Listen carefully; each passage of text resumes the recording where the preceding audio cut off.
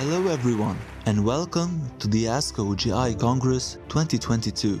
I'm here with you today, Friday 21 January 2022, to discuss some important topics. We'll be having an overview of the exploratory efficacy and safety in patients with unresectable hepatocellular carcinoma (HCC) treated with atezolizumab beyond radiological progression until loss of clinical benefit in a global phase 3 study explained by Han Chong-to, Singapore. A randomized controlled phase 3 trial comparing two chemotherapy regimen and chemoradiotherapy regimen as neoadjuvant treatment for locally advanced esophageal cancer by Kenka-to. And a phase 3 randomized, double-blind, placebo-controlled study of durvalumab in combination with gemcitabine plus cisplatin, GemCis, in patients with advanced biliary tract cancer explained by Dong-Young Oh. IM-RAVE 150 Exploratory efficacy and safety in patients with unresectable hepatocellular carcinoma (HCC) treated with atezolizumab beyond radiological progression until loss of clinical benefit in a global phase 3 study by Han Chong-to, Singapore. The IM-RAVE 150 study has demonstrated a significantly longer survival with atezolizumab atezo with bevacizumab bev compared to sorafenib sor in systemic treatment-naive patients with unresectable HCC. This efficacy was maintained with an additional 12 months follow-up and resulted in the approval of first-line atezo with bev in more than 80 countries. The study aimed to report the efficacy and safety of atezo beyond radiological progression until loss of clinical benefit. Patients were randomized to receive atezo 1,200 mg IV and bev 15 mg per kilogram IV once every 3 weeks or SOR 400 mg twice daily until unacceptable toxicity or loss of clinical benefit, while patients with progressive disease (PD) and clinical benefit continued study treatment. A total of 336 patients were on atezo and bev, with 236 having PD, of whom 130 continued atezo with or without bev. 60 received other treatment, and 46 received no treatment on or after the first PD.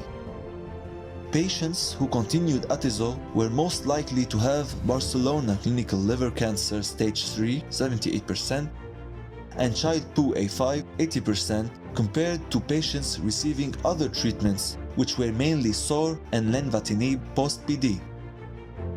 At clinical cutoff, the median number of cycles of atezo received post-PD was 5, with 32% of patients receiving at least 10 cycles. Death occurred in 46% of patients who continued atezo compared to 54% of patients receiving atezo with bev. Grade 3 and 4 and treatment-related grade 3 and 4 adverse events occurred in 23% and 16% of patients who continued atezo. In conclusion, the standard of care for patients with unresectable HCC is atezo with bev. The IM-RAVE 150 showed that patients who continued to have a clinical benefit on atezo may experience a greater benefit when continuing atezo. Further analysis of the value of treatment with atezo beyond formal progression will be assessed in the IM-RAVE 251.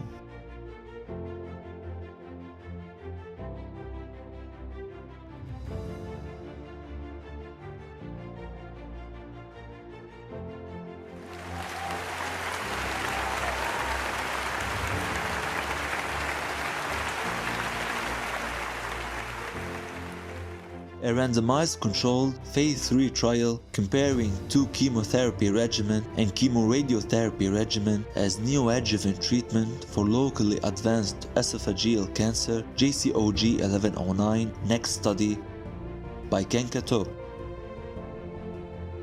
Esophageal cancer EC contributes to a significant number of cancer deaths, with esophageal squamous cell cancer ESCC accounting for 85% of all EC cases.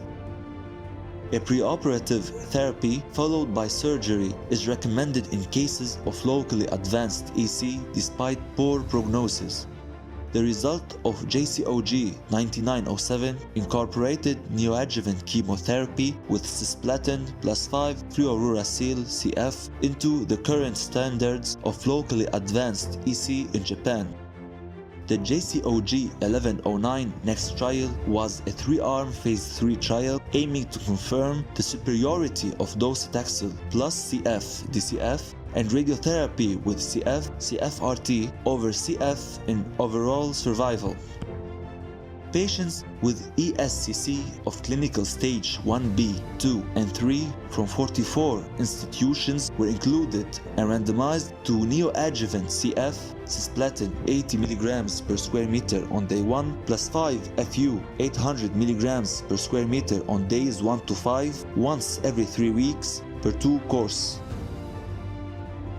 DCF, docetaxel 70 mg per square meter on day 1, cisplatin 70 mg per square meter on day 1, plus 5 FU 750 mg per square meter on days 1 to 5, once every 3 weeks per 3 course.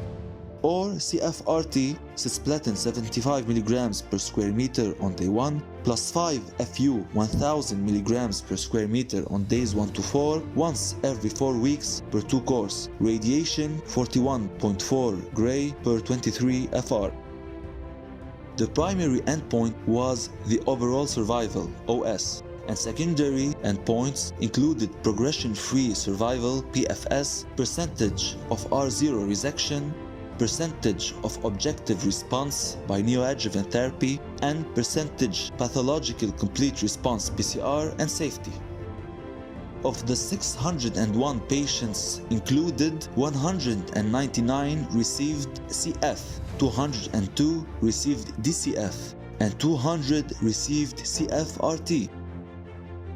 Baseline characteristics showed that most patients were males, 88.2%, with a median age of 65 and a median follow-up time of 4.2 years. Results demonstrated an OS of 4.6 years in the CF arm and 6 years in the CFRT, while the OS in the DCF arm was not reached NR. The 3-year OS was 62.6%, 72.1%, and 68.3% for CF, DCF, and CRRT respectively, but a significant difference was detected when comparing CF to DCF only. Additionally, the median PFS in CF, DCF, and CFRT arm were 2.7 years NR, and 5.3 years and 3-year PFS was 47.7%, 61.8%, and 58.5% respectively. The R0 resection was achieved in 84.4% of the CF group, 85.6% of the DCF group, and 87.5% of the CFRT group, and the PCR was 2.1%, 19.8%, and 38.5% respectively. Moreover, febrile neutropenia was observed in 1%, 16.3%, and 4.7% of CF, DCFM, and CFRT arms respectively, and esophagitis in 1%, 1%, and 8.9% respectively during neoadjuvant therapy. The treatment-related death occurred mostly in the DCF arm, followed by the CF and CFRT arms. In conclusion, DCF demonstrated a significant effect on OS compared with CF as neoadjuvant therapy for locally advanced ESCC and had a manageable toxicity profile. The study showed that DCF represents a new standard neoadjuvant treatment for ESCC.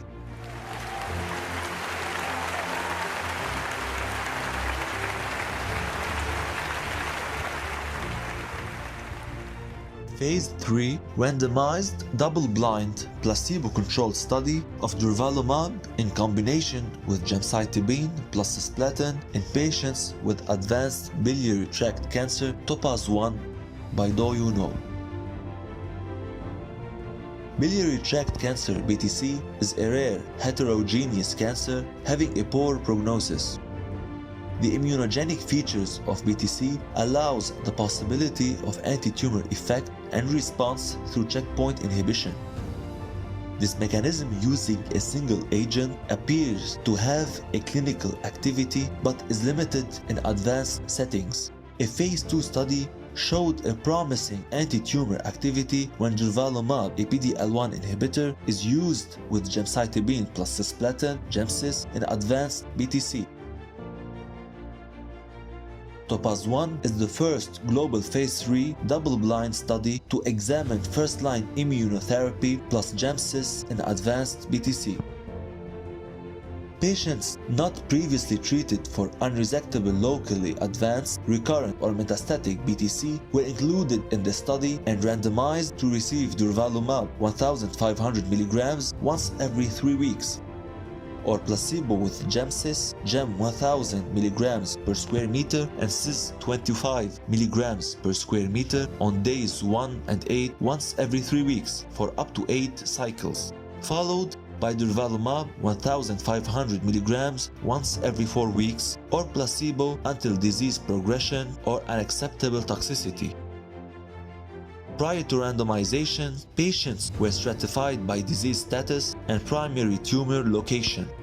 The primary endpoint was the overall survival (OS), and secondary endpoints included progression-free survival (PFS), objective response rate (ORR), and safety.